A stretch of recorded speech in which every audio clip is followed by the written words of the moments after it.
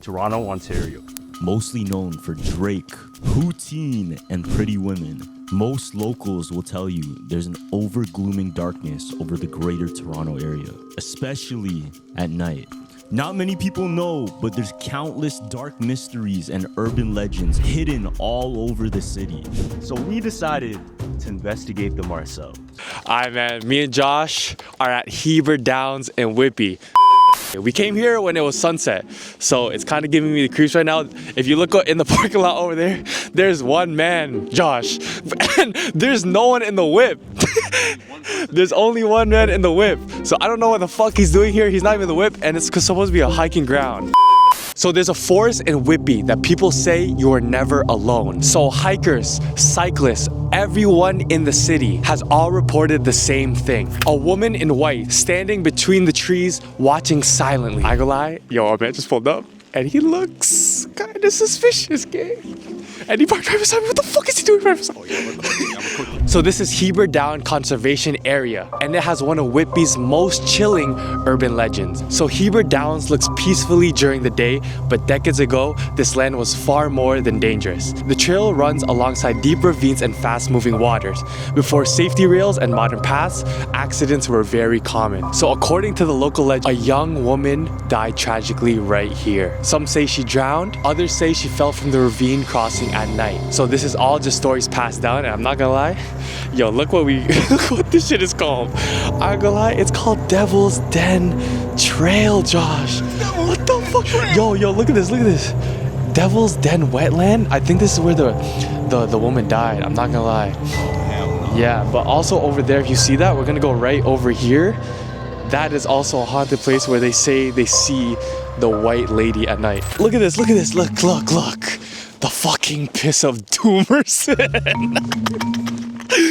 Yo, see, in the Philippines, if you pee here, you gotta say tabi po, or else the woman is gonna come after you, you know what I mean? But look how empty that shit looks. I know at night, this shit gets wicked. So people claim that after the sunset, a figure appears. A woman wearing a long white dress, standing completely still. So people say that she never speaks.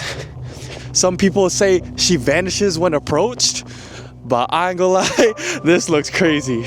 So a cyclist said once he turned around, the trail behind him was completely empty, even though she vanished. Oh, that's mod. So they say even locals around here avoid the trails at night, and even dogs refuse to walk forward. People say that if your dog refuses to walk over here, that's when she's like the closest, so fuck no. So if you ever walk down Heber Downs at night, and if you feel like you're being watched, do not turn. Who's that? Wait, you see that guy? Wait, why? Who's that? Oh, it's actually something. It's actually something else. So don't turn around, because some people say that she only appears once. Before Toronto had a street and before Canada had a name, there was a wall of earth watching over the lake. Right here we got the Scarborough Bluffs. Indigenous people knew this place long before the maps did. Now, Scarborough Bluffs during the day could be peaceful, but to some people, once the sun goes down, something else wakes up. I'm gonna tell you the urban legend of Billy Harrison, the fisherman who haunts Scarborough Bluffs at night. William Billy Harrison was a known fisherman in these parts of town. He set off on his fisherman trip towards the Lake Ontario shore beneath the Scarborough Bluffs. Now, for 63 years, he had been an avid fisher in the Lake Ontario waters, and over the years had become a fixture to the community. Now, when it was time for Billy to come home, he wasn't seen nor found for his family for more than 48 hours. When it was time to find Billy, the police quickly mobilized a team, including members of the Canadian Coast Guard, and they would scour the lake and bluffs for any sign of Billy. There was no struggle, no sign of foul play, and the storm had just rolled in the day he disappeared. One local widow named Margaret claimed she felt cold and an unsettling feeling when she would go near the boat where Harrison disappeared. Some people believe that the Scarborough Bluffs held the key to the disappearance of Billy. Now my question is, was it simply an accident, or was it something more to the play? You guys let me know. And with that being said, this is not the end of urban legends in Scarborough, because we got RJ on the other side. We are now heading towards the most scariest and most haunted road in all of Toronto. Yo, what is that? Yo, you heard me? Yo, let's cut still, I'm scared. In October 1954, Hurricane Hazel had hit southern Ontario, turning into one of the worst natural disasters in all of Canada. The storm had covered the whole region, and it said that it rained at least 200 millimeters in a span of 2 days. Entire homes were swept away, roads had collapsed, and over 50 bridges were badly destroyed. And it said in total, 81 people died from this hurricane. Thousands were left homeless as supplies and emergency help were cut off. But during the Second World War, that is when the Canadians Engineer Regiment were called in. And in a span of 3 days, the military was able to assemble a new bridge over the Rouge River, restoring access to the city when it was urgently needed. Fam, this is fried. You're telling me with all the taxes we pay, we can't rebuild this bridge? You're telling me that we have to do a traffic light for only one road? This is nuts. Yo, we pay too much taxes for them not to build a new bridge, bro. It's 19, we're done with the 1900s, bro. Build a new bridge, man. I'm tired of people having to wait at least 10 minutes. A bridge once meant to help people during a natural disaster now holds stories that it was never meant to carry. Stories that still haunt this place today. What makes this bridge so legendary is the story of the birthday girl, Candy. Oh, you heard that? Shh. The urban legend here is that a young girl back in the day was out with a group of friends for her birthday, where she actually got separated, and that was the last time she was ever seen. That's the crazy part. If you're in a group, why the hell are you getting separated? It's cooked. What the fake friends? But after that, her body was found on the bridge the very next day, dismantled. What's scary is that there's no historical murder linked to this area, but people say that there's clues found in the graffiti around this area. Have you seen a graffiti yet? I haven't seen no graffiti. But what we're gonna do is we're gonna go find that graffiti and we're gonna find some clues for y'all, because I wanna meet Candy today. All right, guys, right now we're gonna stay quiet. We're here under the bridge, and our goal here today is to find clues as to who this girl Candy was. Alright guys, right now we found some graffiti, and honestly, I'm not seeing no clues to what this could be. I'm seeing a smiley face. Yo, what is that? Doing here? I pay my respects. Got some graffiti right here. It is said that people that have experienced this urban legend have dealt with scary sightings, such as shadowy figures, orbs, and a little girl within the trees in the forest. Yo, what is that?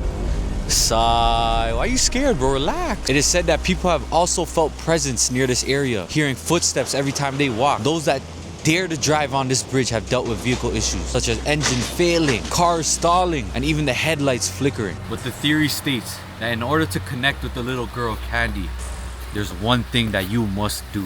Happy birthday, my friend. One more year, Candy. Wagwan Candy, happy birthday!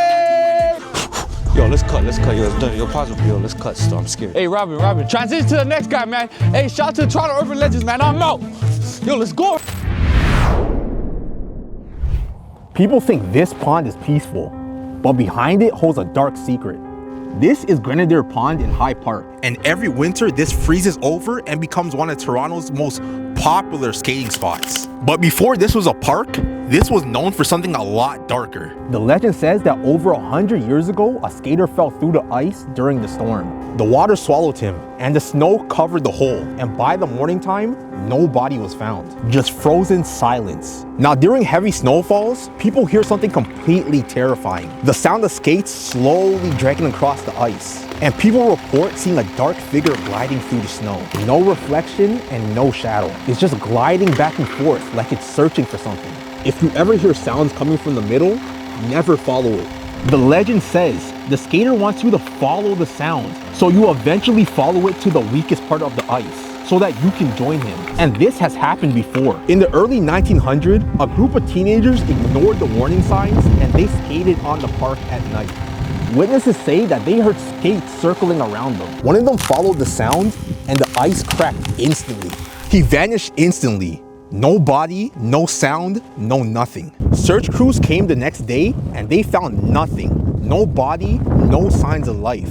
And ever since, people have heard countless noises coming from this pond when they're alone.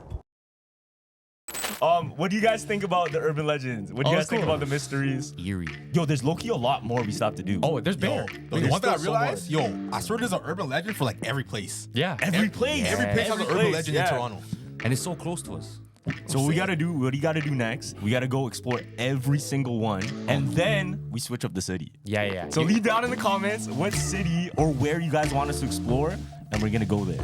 That's a W I ideal. fuck with that. Yeah. That's a W Because you ideal. guys got a taste of, you guys got Whippy, Scarborough, and you got Toronto this Got one. downtown. So yeah, so next one, you guys comment down. And I gotta man. be on the field for the next one. Yo, I a Philippines gotta be on the one, field. a Philippines one would now go crazy. I'm down. That'll go crazy. I'm down. All right, let's do it. All right, thank you guys for watching this episode, and catch you in the next video. Sir. Jumpers House out. You're Peace, y'all.